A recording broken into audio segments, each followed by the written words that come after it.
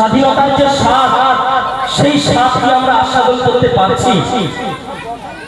স্বাধীনতার যে স্বাদ সেই স্বাদ আনিস খানের বাবা আনিস খানের মা আস্বাদন করতে পারছে না।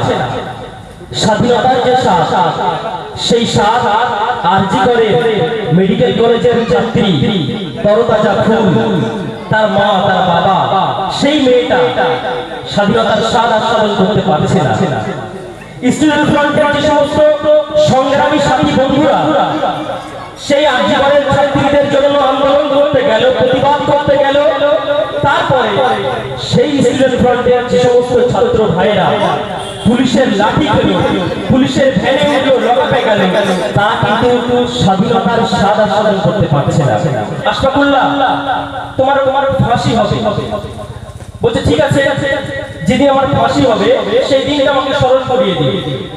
তো ফাঁসির দিন সকালবেলা বলছেন আশফাকুল্লাহ আজকে তোমার ফাঁসি। বলছে আমাকে ওজন করুন। বলছে তুমি কি বোকা? একটু পরে তোমার ফাঁসি হবে, এখন তোমার ওজন করতে হবে কেন? বলছে আমি বোকা নই, তোমরা কাপুরুষের বাচ্চা, আমি কাপুরুষ নই। আজকে আমার ওজন করা হোক।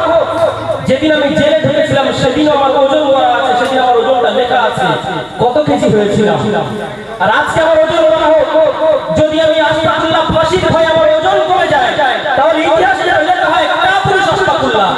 আর যদি দেশের জন্য প্রাণ দেওয়ার জন্য ফাঁসির কাছে আমার প্রাণটা উৎসর্গ করার জন্য আশফাকুল্লাহর ওজন যদি বেড়ে যায় তাহলে আমার ইতিহাসে লেখা হয় বীর পুরুষ আশফাকুল্লাহ। তারপরে ওজন করা হলো, দেখা গেল আশফাকুল্লাহর ওজন খুব বেড়ে গেছে। এটা হচ্ছে আমাদের বিপ্লবীর ইতিহাস। আপনি এবং আপনারা জানতে চেয়েছেন আমি কে। আপনারা বলছেন আশরাফুল মাখলুকা মানুষ, কিন্তু আমি বললাম সেই কাঠামো যে একটা মাংস পোশাক সভ্যতা ইত্যাদি ইত্যাদি বয়ে বেড়াচ্ছে। আমার মগজ জানা হয়েছে বাকিংহাম প্যালেসের কোন রেফ্রিজারেটর থেকে, আর তারা কার শর্ত খুলে দিয়েছে পেন্টাগন। এই দারুণ মেরুদণ্ড ইজ মেড বাই জাপান। আমার বুকের হাড়গুলো একেবারে খাঁটি ইন্ডিয়ান।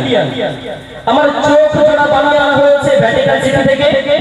দৃষ্টির গভীরতা দিয়েছে অ্যাথেন্স, জ্ঞানের সীমানা চীনের প্রাচীনের সমাহিত কনফুসিয়াস। আমার কবরের জমি একেবারে খাঁটি বাংলাদেশ। ধন্যবাদ সকলকে।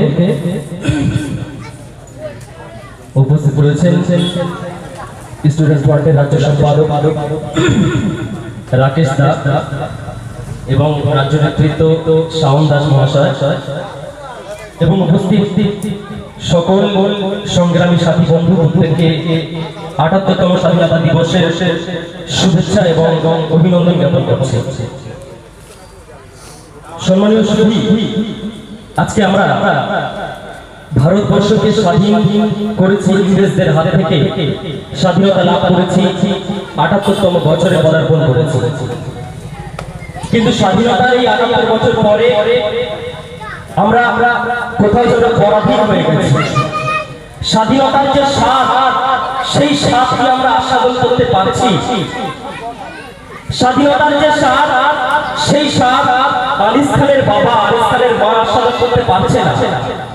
স্বাধীনতার যে স্বাদ সেই স্বাদ আরজি করে মেডিকেল কলেজের ছাত্রী তরতাজা ফুল তার মা তার বাবা সেই মেয়েটা স্বাধীনতার স্বাদ আস্বাদন করতে পারছে না। স্টুডেন্ট ফ্রন্টের যে সমস্ত সংগ্রামী সাথী বন্ধুরা সেই আরজি করের ছাত্রীদের জন্য আন্দোলন করতে গেল, প্রতিবাদ করতে গেল, তারপরে সেই স্টুডেন্ট ফ্রন্টের যে সমস্ত ছাত্র ভাইয়েরা পুলিশের লাঠি খেলো, পুলিশের ভ্যানে উঠলো, লকআপে গেল, তারা কিন্তু স্বাধীনতার স্বাদ আস্বাদন করতে পারছে না। আমরা ঐতিহাসিক ভাবেও স্বাধীনতা জানি না, স্বাধীনতা আমাদেরকে ভুলিয়ে রাখা হয়েছে, আমাদের ইতিহাস আমরা জানি না। আমি ছোট্ট একটা তথ্য তুলে ধরবো, যেহেতু আজকে স্বাধীনতা দিবস 15ই আগস্ট, এটা আমাদের একটা আবেগের দিন। বীর বিপ্লবী আশফাকুল্লাহ তাকে ইংরেজের পুলিশরা গ্রেফতার করলো, গ্রেফতার করে তাকে আদালতে বিচারের রায়ে ফাঁসির অর্ডার হলো। ফাঁসির অর্ডার হওয়ার পরে আশফাকুল্লাহকে জেল সুপার জেলার বলছেন আশফাকুল্লাহ তোমার ফাঁসি হবে। বলছে ঠিক আছে, যেদিন আমার ফাঁসি হবে সেই দিনটা আমাকে স্মরণ করিয়ে দিই। ফাঁসির দিন সকালবেলা বলছেন আশফাকুল্লাহ আজকে তোমার ফাঁসি। বলছে আমাকে ওজন করুন। বলছে তুমি কি বোকা? একটু পরেই তোমার ফাঁসি হবে, এখন তোমার ওজন করতে হবে কেন? বলছে আমি বোকা নই, তোমরা কাপুরুষের বাচ্চা, আমি কাপুরুষ নই। আজকে আমার ওজন করা হোক। যেদিন আমি জেলে ঢুকেছিলাম সেদিন আমার ওজন করা আছে, সেদিন আমার ওজনটা লেখা আছে কত কেজি হয়েছিলাম। আর আজকে আমার ওজন করা হোক। যদি আমি আশফাকুল্লাহ ফাঁসির ভয়ে আমার ওজন কমে যায়, তাহলে ইতিহাসে লেখা হয় কাপুরুষ আশফাকুল্লাহ। আর যদি দেশের জন্য প্রাণ দেওয়ার জন্য ফাঁসির কাছে আমার প্রাণটা উৎসর্গ করার জন্য আশফাকুল্লাহর ওজন যদি বেড়ে যায়, তাহলে আমার ইতিহাসে লেখা হয় বীর পুরুষ আশফাকুল্লাহ। তারপরে ওজন করা হলো, দেখা গেল আশফাকুল্লাহর ওজন খুব বেড়ে গেছে। এটা হচ্ছে আমাদের বিপ্লবীদের ইতিহাস। তো আমরা আজকে ইতিহাস ভুলে গেছি, স্বাধীনতা ভুলে গেছি। একটা মেকি স্বাধীনতা 15ই আগস্টে একটা উদযাপন আমরা স্বাধীনতা মনে করেছি, আসল স্বাধীনতা ভুলে গেছি। আমরা প্রত্যেকে একটা সাজানো গোছানো দেখানো পথে হাঁটছি। প্রকৃত স্বাধীনতা, প্রকৃত ব্যক্তি স্বাধীনতা এই দেশ থেকে হারিয়ে যাচ্ছে। তাই একটা ছোট্ট সমন্বয় পাঠ আমি করব। নাট্য নির্মাতা মাসুদ হাসান উজ্জ্বলের নাটক যে জীবন ফুরিয়ে। এই নাটকের একটি অনন্য চরিত্র আছে মুদ্রা। মুদ্রার বিক্ষিপ্ত সংলাপগুলি সমন্বয় করেছেন সুভাষিস শুভ। শুরু করছি যে জীবন ফুরিয়ে। আপনি এবং আপনারা জানতে চেয়েছেন আমি কে। আপনারা বলছেন আশরাফুল মাখলুকাত মানুষ, কিন্তু আমি বললাম সেই কাঠামো যে একটা মাংস পোশাক সভ্যতা ইত্যাদি ইত্যাদি বয়ে বেড়াচ্ছে। আমার মগজানা রয়েছে বাকিংহাম প্যালেসের কোন রেফ্রিজারেটর থেকে, আর তার আকার শক্ত খুলে দিয়েছে পেন্টাগন। এই দারুণ মেরুদণ্ড ইজ মেড বাই জাপান। আমার বুকের হাড়গুলো একেবারে খাঁটি ইন্ডিয়ান। আমার চোখ জোড়া বানিয়ে আনা হয়েছে ভ্যাটিকান সিটি থেকে। দৃষ্টির গভীরতা দিয়েছে অ্যাথেন্স, জ্ঞানের সীমানা চীনের প্রাচীনের সমাহিত কনফুসিয়াস। আমার কবরের জমি একেবারে খাঁটি বাংলাদেশ। আমি দুর্ভিক্ষের চেয়ে তীব্র, কিন্তু আমি একজন হতাশ মানুষ। আমি বিএনপি জেনারেশনের আহ্বানে জন্মেছিলাম।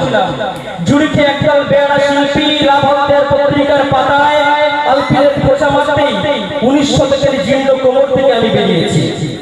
ভারতবর্ষের অলিতে গলিতে আমার চোখে প্রজন্মের হাহাকার দেখে হাংরি হাংরি বলে গান তুলেছিল একজন উন্মাদ কবি। আমি সেবার হাংরিদের প্রতিনিধি হয়ে জন্মেছিলাম। জলের আর ডাঙায় হাসে এই সরীসৃপ। গিয়েছিলাম জলপরীদের দেশে। পাকস্থলীর দেয়ালে শিং মাছের খোঁজা লাগতেই বুঝেছিলাম ক্ষুধার যন্ত্রণা শিশিরিয়ে ওঠে। কিন্তু বিশ্বাস করুন বন্ধুরা, আমি পাকস্থলী চাই। আমি চেয়েছিলাম মগজের সুসুবিশা। সে দেশে প্লেটো ছিলেন, তার উপরের দেওয়ালে ছিলেন মোহাম্মদী সক্রেটিস। তাদের কারণে কোনো পাকস্থলী ছিল না। দার্শনিকদের পেট থাকতে নেই, তাদেরকে বলি ভাবনা। আর সেই ভাবনায় উঠে আসে নারী। নারীর নিষ্পাপ বিস্মিত হাসির জন্য আমি পৃথিবীর সব কিছুকে বড় অথবা ছোট করে দিতে পারি। কবিরা কিছু পায় না। উপাসনালয়ের বাইরে জুতা রেখে গেলে জুতা চুরি হয় না। বাসে চাপলে পকেট মাররা পকেটে ব্লেড চালায় না। কবিরা নারীকে কামনা করে, স্পর্শ পায় না। নারী তো নরম, শিমুল তুলার মতো সুন্দর। একটি আপেল গাছে নিচে আমি 1000 বছর ধরে বসে থেকেছি। আপেল খেয়ে খেয়ে ক্লান্ত হয়েছে পাকস্থলী, তবু নারীর স্পর্শ পাইনি কোনোদিন।